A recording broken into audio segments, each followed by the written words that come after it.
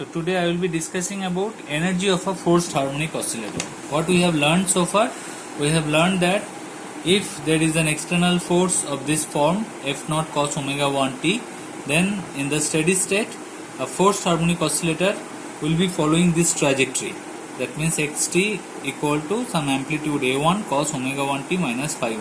So the frequency of the external force and the frequency with which the particle which is having a forced harmonic oscillator will be oscillating of the same frequency, and they have a phase difference phi 1. This a1 phi 1, and there was another expression of sin phi 1 while we derived this expression. So all these things you need to remember. Okay, remember students, you need to remember these expressions.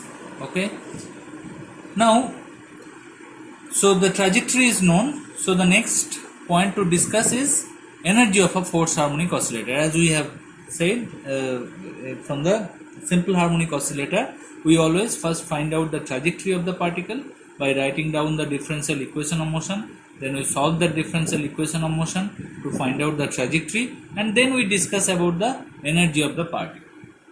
Now, as you can understand that this trajectory is a sinusoidal trajectory. Okay, so this particle will be oscillating with a cosine wave like function or sine wave like function, and this oscillation will go on for infinite time. So it will not be stopping. So when will this oscillation be stopped? As soon as you switch off this external force, then this oscillation will turn into a damped harmonic oscillator, which will after a certain time which will stop. Okay, because amplitude will be damped by a to the power of minus bt term. Now, as this oscillation is going on for infinite time, so but still your system has a damping force. So that means that damping force has been negotiated with. Somebody is negotiating with the damping force. Somebody is counter-attacking this damping force to make your system oscillate for infinite time. Who is providing that extra energy for your system to oscillate for infinite time? The answer is very simple. You must be understanding the external force that we have provided.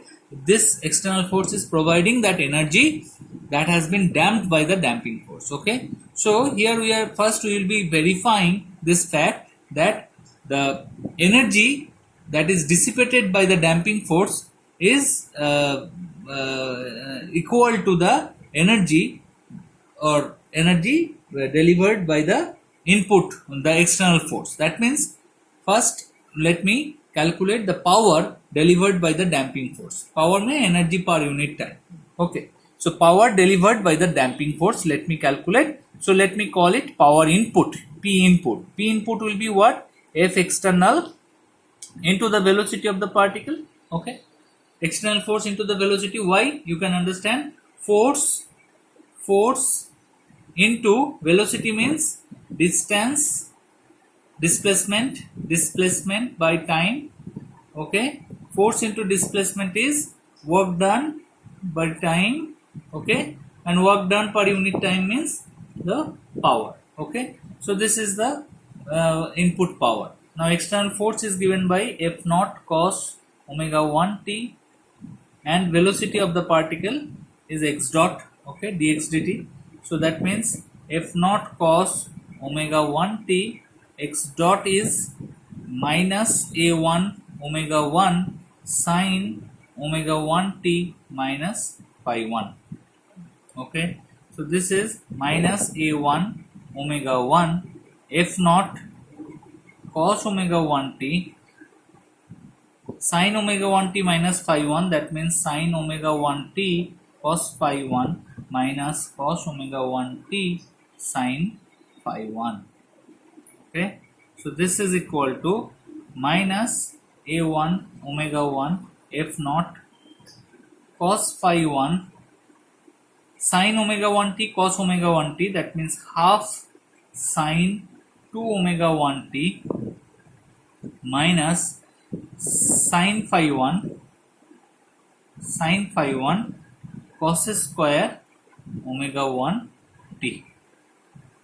Okay, so this is the instantaneous input power by the external force. Okay, now as we have discussed in case of damped harmonic oscillator, this expression is not very understandable to us. We cannot conclude from by seeing this expression. Okay, that's why what we do is that we will be just averaging out this expression for a particular time period. Okay, so if I average out this input power for a particular time period, then what do I get?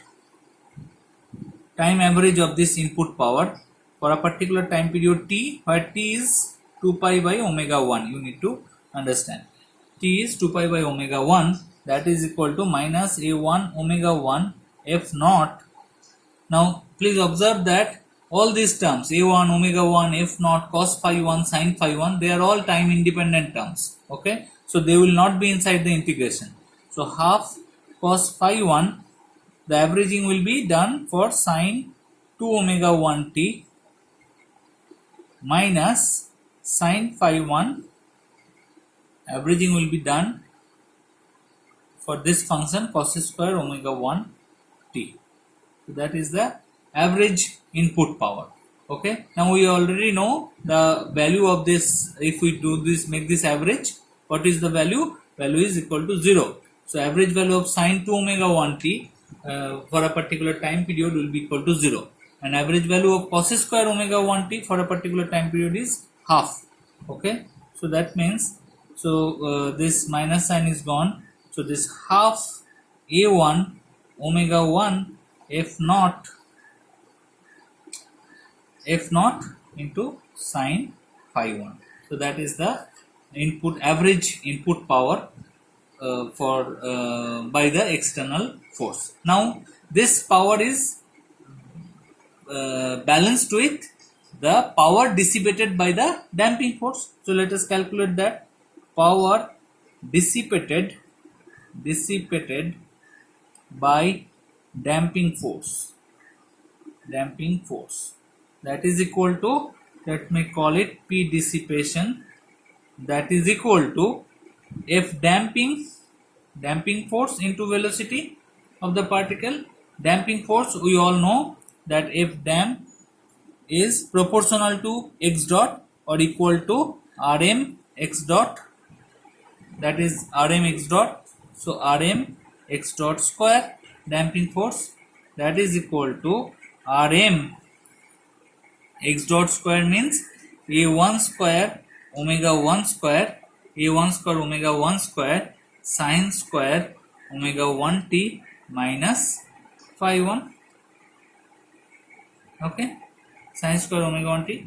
So if I average out this dissipated power for a particular time, P dissipation averaging over a particular time period capital T, then this Rm a1 omega 1 all are independent of time. So Rm a1 square omega 1 square will be outside the integration, and the time averaging of sin square omega 1 t minus phi 1, that is equal to half. So this value comes out as half Rm a1 square omega 1 square. So these are the two terms we got, but are they equal to each other?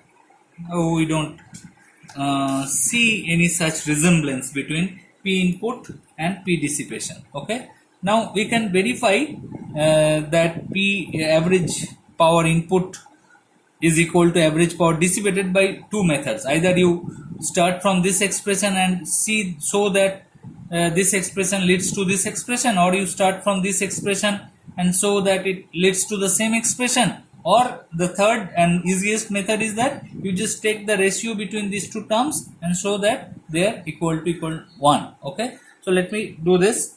P input by P dissipation is equal to half a1 omega 1 f naught sin phi 1 by half Rm a1 square omega 1 square.